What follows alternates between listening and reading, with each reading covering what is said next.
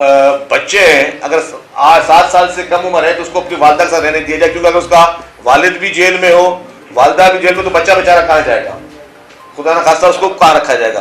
तो उनको भी उन प्रिजन में रखा जाता है, but not as a prisoner. वो इनमेट्स होते हैं अपने वालदा के साथ।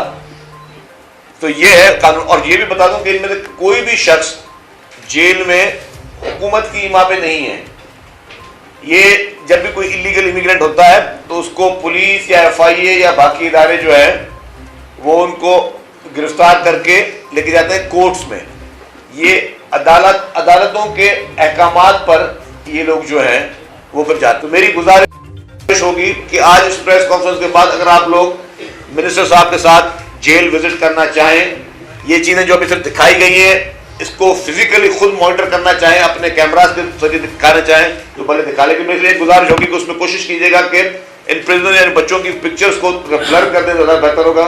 इनमें से जो अंडर ट्रायल प्रिजनर्स हैं, क्योंकि मैंने आपको कहा कि बच्चे जितने भी हैं वो प्रिजनर्स नहीं हैं, वो कोर्ट के अहकामात पर उन वालदाओं के पास बच्चे हैं।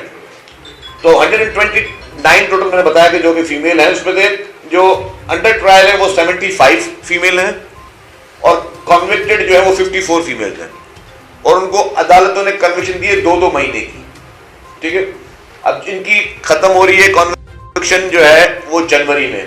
तो जनवरी में जो 54 खवातीन हैं, और इनकी वो काउंट भी होती है जिस दिन से वो अरेस्टेड है, तो जो 54 खवातीन है और उनके साथ जितने बच्चे होंगे उनको हुकूमत सिंध वफाकी हुकूमत के कहने पे उनको डिपोर्ट करेगी।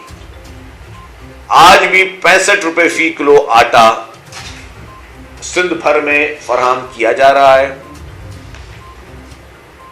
मुख्तलिफ स्पॉट्स पे मिल रहा है, उसकी तशहीर पहले भी की गई है। और पूरे पाकिस्तान में वाहिद सूबा सिंध है जो 65 रुपए फी किलो आटा नॉन स्टॉप दे रहा है। रोजाना 10-10 किलो का एक बैग है आटे का, तो रोजाना 5.25 लाख खानदानों को ये 65 रुपए पर केजी आटा गवर्नमेंट ऑफ सिंध जो है वो दे रही है।